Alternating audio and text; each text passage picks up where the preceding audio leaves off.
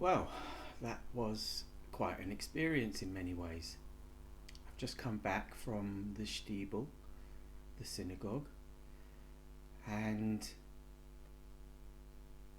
for the most part, I did it my way, just quietly sitting. It was interesting to have Philip was taking care of me and telling me about people, and he was turning the pages of the book he'd opened for me to read, which I wasn't reading, but he always made sure the page was where it was supposed to be.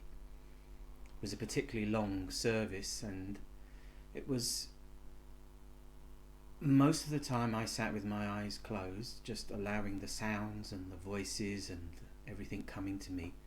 They had a break halfway through, and that was when I spoke to the rabbi, the Lubavitch rabbi, and who happened to be from Minnesota, where I just spent quite a period of time, whose name is Chaim, which is my Hebrew name, and it just felt like this was the guy I should be talking to, and I could tell from what he said and from what I said to him that it was right, and he told me to make an appointment to come see him and have a chat in the office where he works in Bournemouth, and I will do that because I feel like I can talk to him.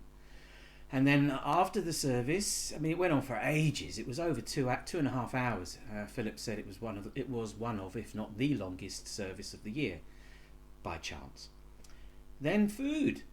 Then immediately food comes out. Snacks and fish balls and crisps and hummus, and then meat, some sort of stew with some sort of cake on it. I don't know. I just mixed it all together and ate it. It was quite nice. So filling. I shook a lot of people's hands.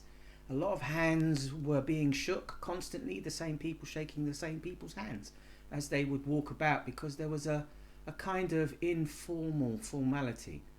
You know, you could tell it was Orthodox, but at the same time people were moving about and people were having conversations, and then at some point somebody went round and put chocolates down on the table, and people are eating chocolates while the service continues and praying.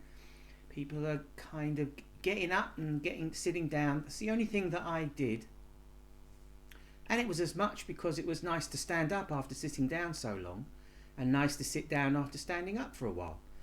When sort of they got up, I didn't get up exactly with them, but I got up at some point. There was a freedom. People were doing it their own way, and yet they were part of a flowing service. I didn't wear the prayer shawl. I wasn't the only one. Apparently, if you're unmarried, it's okay not to wear it. And that's what Philip told the rabbi when he wondered why. He's single. I didn't just say anything about that. I just let things be. But for me, sitting with my eyes closed and just feeling it and looking at what was going on, there were perhaps 30 people there, and we were all sitting at tables on relatively uncomfortable chairs, but you know, it's very, very different to the synagogue I went to when I was 13. Much more formal, wooden, purpose-built old building. This was relatively new, but it's been made by somebody whose family were killed in the Holocaust and who wants to create a place where Jews can be with a tradition. Still the men and the women are separate, but there were only maybe half a dozen women, and they were behind a curtain behind us. But there was a lot of loudness, and there was also a lot of talking when people should be praying, and then there was some shh going on from people, but nothing was a problem. They all know each other. These are the people Philip is telling me, the top lawyers and the doctors and the accountants, the people who are very well off. very successful. The only one I really spoke to was the Lubavitch rabbi, and I approached him. I sat down, I shook his hand, I said blah blah blah, and I just started talking to him, and it went on for about 20 minutes until the next part of the service was about to begin. But I feel like there's more to say. That wasn't the right moment to do it, but it was a good moment. I felt like I said good things, and what he said back to me made me feel very comfortable, while at the same time I could see how much integrity he has and how true to the spirit of the religion he is. And I need to speak to somebody like that. That for me is somebody who gets it. That I can see if I can, how I can meet him, where I can meet him spiritually and intellectually. I get him. He's younger than me, but he's not a young man. He wears a particular style of black robe that is indicative of his Lubavitch denomination. And these are the people who are tasked with helping wayward Jews who have not really been a part of the synagogue, to find a way back. And that was how I sort of began it. I said, I don't know if this is for me, but I just wondered if there was, some way in for somebody like me. And I sort of told him a little bit about who I might be, only a little bit. It's an odd experience for me. And part of me just wanted to do my usual, which was sit in the corner, sit quietly and just observe it, and then slip out. I sort of slipped out at the end. I didn't need to wait for Philip to make the walk back. It already took 40 minutes. No, 25 minutes to walk down, because he moved so slowly. But actually it was interesting to do that, to walk slow, which is what I enjoy anyway. And we had some conversations about certain things, sort of without hurry. And slowly he introduced me. Everybody who came in, because he was sitting by the door. Everybody came in, Good Shabbos, this is Simon, Good Shabbos. And everybody's shaking everybody's hands, and they're constantly acknowledging each other, constantly expressing the feeling of community connection, which I don't get. I can see it. I can see what they have. I recognize the value in it. But I don't know how to behave in that situation. It's not that I don't know these people. I don't know these people, but I'm sure if I had wanted to sort of network, I don't know how to describe it, that people sort of that naturally do, get to know someone, they would have been open to that. And some spoke to me, and how do you know Philip? Just a few little things, but it's not really what I do. I feel like I'm just being polite. Where do you come from? I needed Philip. I felt like I needed Philip. And on the way out, I don't know who the rabbi who runs it, or the one who made it, who was there. He was there we shook hands, and he said, you're welcome, come. It's relaxed. You can come anytime. And all I wanted to do was have the first experience of not walking in as a stranger, but walking in with somebody who makes that easier. So Philip buffered me, and then Philip's son came, and who again don't really know, but I've spoken with here and there. And they ask after Mum, and I tell them she's coming out tomorrow. Suddenly one person who was sitting to my right just knocks my shoulder, taps my shoulder. He says, so, are you going to become a member? said, well, we shall see. Are you going to come back? We shall see. I don't know. It's a strange thing for me to do because I don't understand what's going on. I don't make all the noises in the right moments. And amen. I don't have all of that triggering thing, that connecting thing, and I don't feel inclined to discover it. The ones who go up and read certain bits at certain times in certain ways, the ones who sing this or are standing here and then they're standing there. I don't know why they're doing all this. I'm just there as me. I'm a strange Jew. I'm an unusual Jew. I'm a different Jew. I'm wearing casual clothes. I'm not putting on the shawl. I could have, but it seems they're constantly faffing with it. It's constantly falling off. They constantly have to figure it, play with it and move it, and I don't need it. And apparently, because I'm a single person, doesn't have to wear the shawl. And there were a couple of very young kids in there. And I'm seen as single, so I might as well not wear it. I don't think I would have put it on anyway. It would have felt like I was being inauthentic. Wearing the skull cap, not a problem.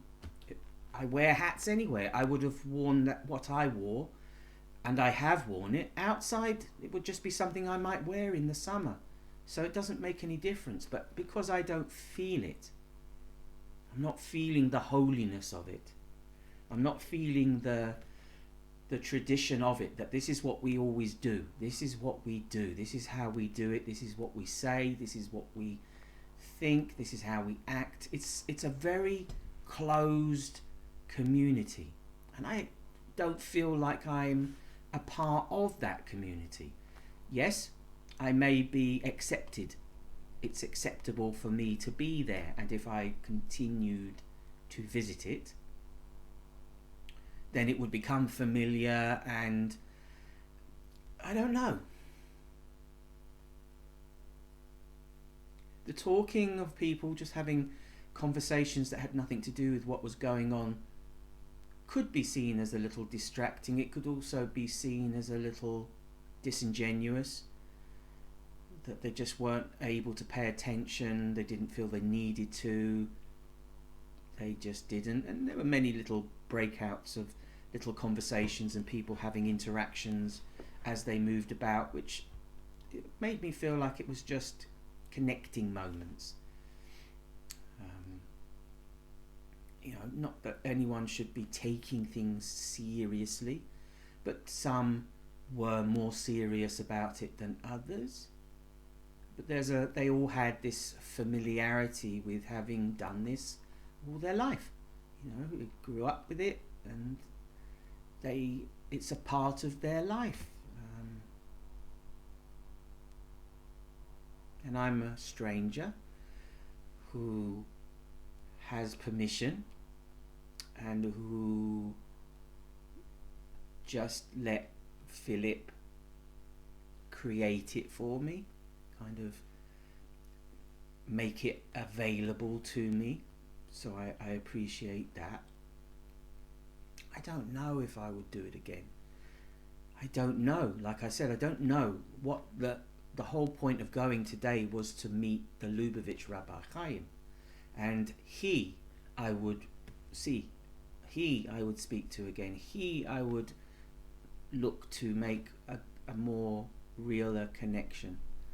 As to the shul itself, the service, I sat in a meditative state for most of it, but of course Philip always constantly spoke to me, because he felt that I would be feeling left out. He didn't understand that actually that's what all I needed to do was just to be quiet and be left alone and feel it. And there were moments where I was sort of rocking a bit and sort of enjoying the sounds coming from different places, different people. And the cantor, the one good voice there, was good to hear. He had what I remembered when I would be in shul as a kid. That singer, the one with the voice, it was good to hear. It was nice.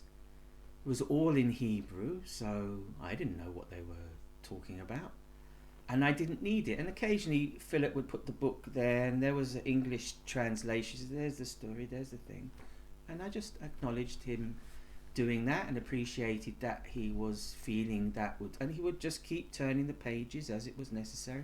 And I never looked at it once. I wasn't going to pick it up and make it seem as if I was reading it. I wasn't going to be moving my mouth to make it seem as if I was saying the things they were saying.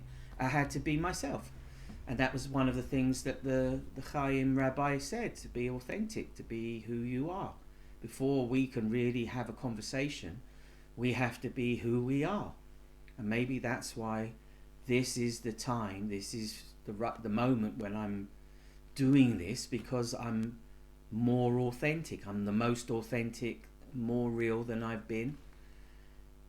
And there's something that I need to express, get out, and I need them, I need that. I don't know what to do with it. Instead of making plans and having ideas and trying to make things happen, I'm just being in the moment, in the present, and that's what I was doing there. I wasn't going around shaking everybody's hand. I just shook anybody's hand who came towards me, and they wished me a good Shabbos, and I replied with a good Shabbos, and that's sort of how it is. Some were friendlier than others. Some didn't shake my hand at all. It didn't matter. I wasn't feeling left out. In fact, I was a little bit too included, actually. It was a little more than I had thought would be enough. Just to be quiet. This is Simon. This sits there, and Philip's making. He said, made a prayer for my mum last time, and he went up and did it again. I don't know when that occurred, but that's what he did. They pray for those who are in need of it.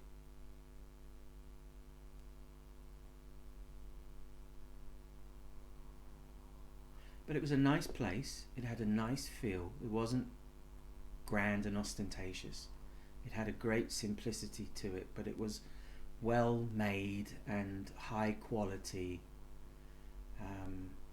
They had little wooden blocks, round blocks on the wall above, quite high up, where people would put their big hats, and it would just sit in the block. And some of them had big hats. If I went again, I would put my little cap on there. I only spotted them on the way in, and I thought that's a good idea. It keeps the hat safe and it keeps it out of the way. And I'd never seen it before. I'd never seen a hat holder like that. And there were, 10 or 12 along the walls, and they weren't full. So I knew that I could put my little cap there, and I would, just because I could. So I don't know that I will return, and depending on what happens after Mum returns, she's got a care package starting on Monday where some nurses will be coming every day to help her and assist her, but in the meantime she might be too much in pain or too weak to be opening the door or going down the stairs, so I won't be able to just go off as I might have before in a sort of free way. So it may be a little while before I get to speak to that guy again, and it may be that I only do that only once. Depends how much time he gives me, and I don't know what we're going to talk about, and if I can bring up some of the deeper stuff that I would find I would like to get out. Some of the things that I mentioned in previous recordings especially, I feel like he could be someone I could broach that idea with, and I don't know if it's right to do it or if it will happen that way or how it will be, but I ought to try because there's no other opportunity for me to do so. He's my route in. to seeing what he makes of what I say and how I say it and how I raise the subject and bring it out. And I have to feel good about that. I can't feel afraid of judgment or not being believed or anything like that, and I don't think I'd get it. So I made an introduction. I've introduced myself. I spoke articulately and eloquently, and we had a sort of mostly philosophical conversation. But in a one-to-one situation, that's the man I need to speak to. No counsellors, no psychologists or psychiatrists, no doctors. I don't know what he does or who he is, but he's a rabbi. And he, of all people, would be best placed, would be in the right position to hear me speak.